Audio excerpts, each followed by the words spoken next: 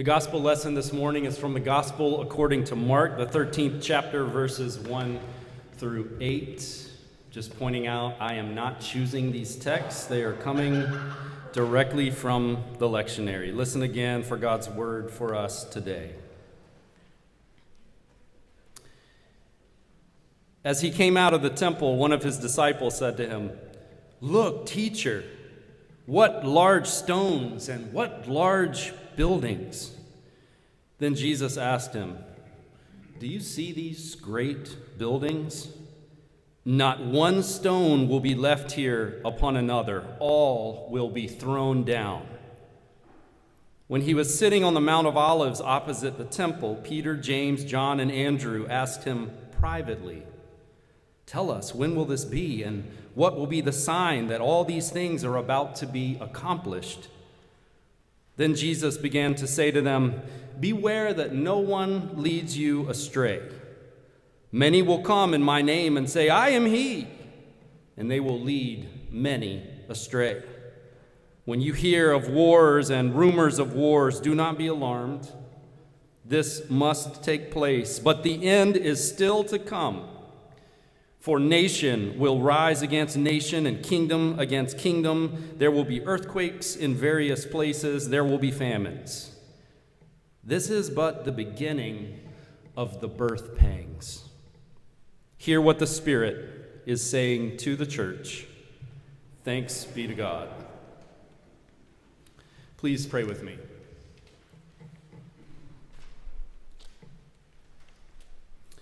O God, may the words of my mouth and the meditations of all our hearts be acceptable to you, O Lord, our rock and our Redeemer. Amen.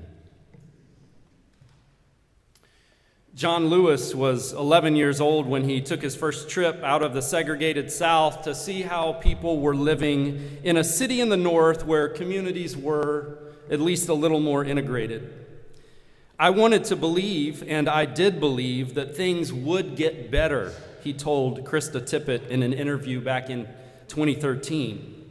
"But later I discovered, I guess, that you have to have this sense of faith that what you are moving toward is already done.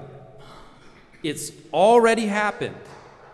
It is the power to believe that you can see, that you can visualize, that sense of community, that sense of family, that sense of one house. And you live that you're already there, that you're already in that community. Part of that sense of one family, one house. If you can visualize it, if you can even have faith that it's there, for you, it is already there. Now, most people don't usually think about apocalyptic stories as good news because of the destruction that comes along with them. And Mark's little apocalypse here in this section is no exception. All will be thrown down, he tells his disciples. These buildings, these powers, these ways of being are not as permanent as you thought them to be. And yet the thing that gives rise to apocalyptic stories in the text is that faith held in the bleakest of times, that good triumphs and injustice cannot last forever. It is that kind of faith that enabled people like John Lewis to endure extreme hardship and suffering with a confidence that it would become a part of the story of the joyful future that had already been accomplished. This text came to its final form during the Roman War that took place in the year 66 to 70 CE. There was an insurrection by Jews intent on restoring the Davidic kingdom. This will be the war, its leaders promised, that will make Jerusalem great again. We can go back to the glory, go back to the way we imagined that it was once upon a time. And while I would like to think that most of us here can see the limitations of that approach, Truthfully, it is the place where many of us retreat to when we're feeling scared, angry, or hurt. Go back to the safety, go back to the normalcy, go back to the way that it was, return to civility, return to bipartisanship, return to an honest wage for an honest day's work, return. And Jesus says, nope, all will be thrown down.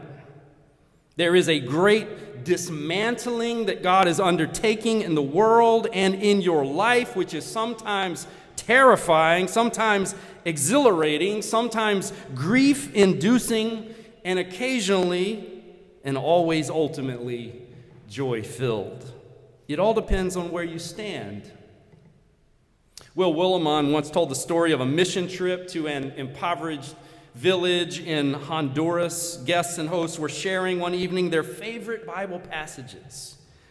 And one of the North Americans shared John 3:16, for God so loved the world.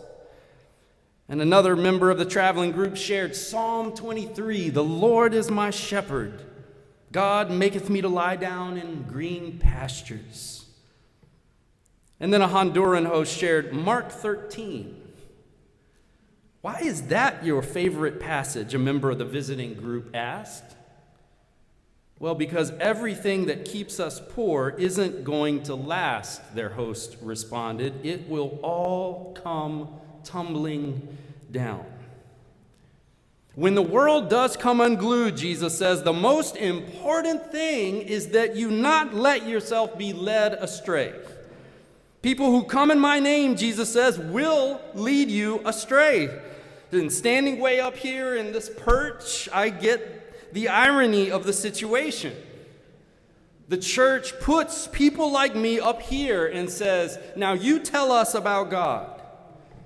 And Jesus says, fine, let him preach. Just don't take him too seriously.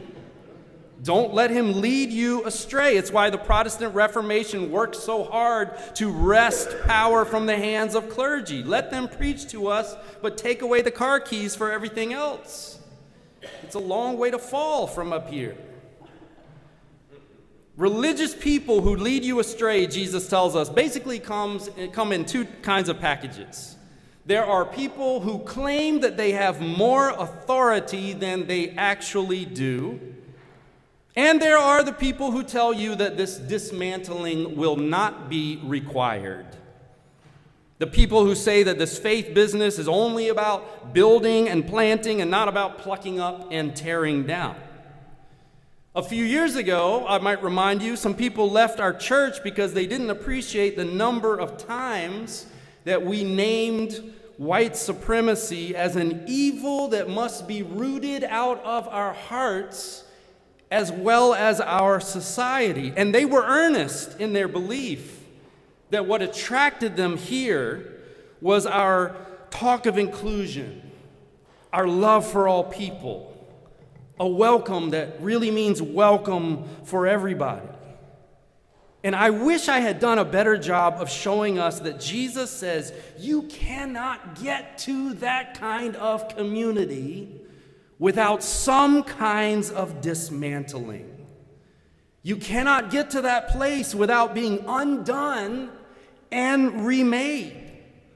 You cannot get to that place only by standing up high on pulpits or promenades designed mostly for your comfort. All will be thrown down. One of the little blessings in returning to the chaos of the Trump years is that some of us are a lot wiser than we were 8 years ago, both about what is coming, but also about how we are going to live in the midst of it.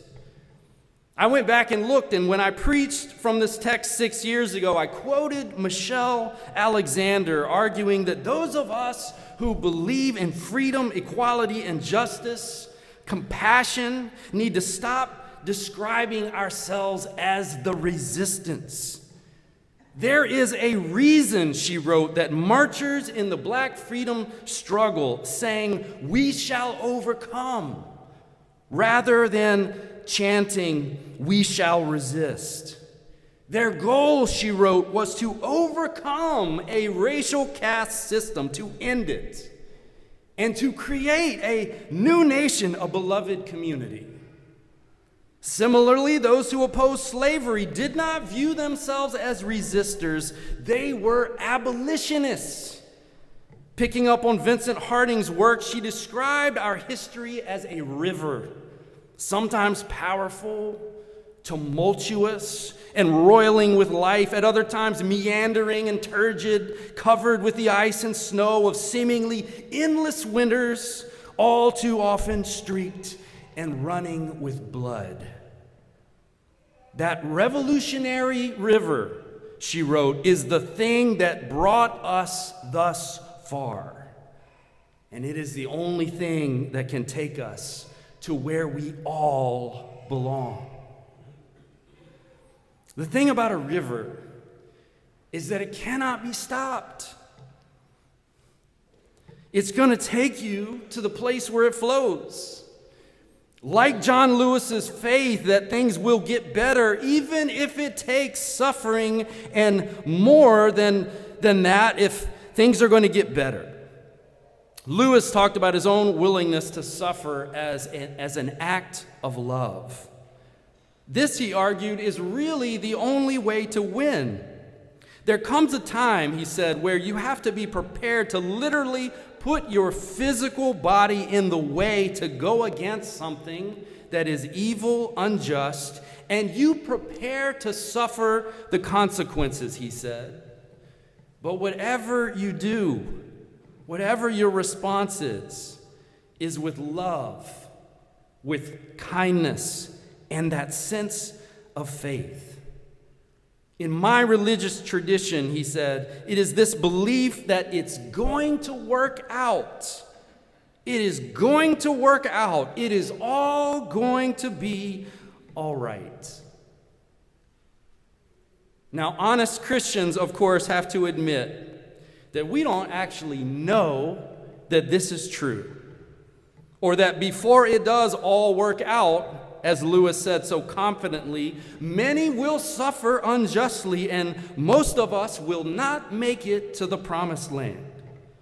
If you listen to John Lewis's full testimony, he was prepared to die many times on that road toward freedom. Faith protects no one against injustice, injury, or even death. I think Lewis is saying that the confidence in where we are ultimately headed is what enables people to endure present pain, or even put our bodies in the path of more of it for the sake of goodness, love, and salvation. It is the armor and the fuel that Lewis counted on in the bleakest of times.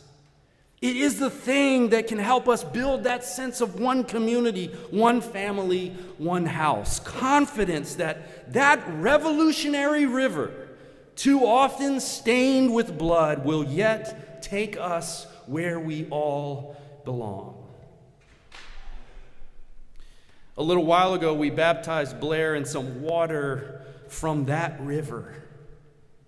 None of us knows her future any more than we know our own.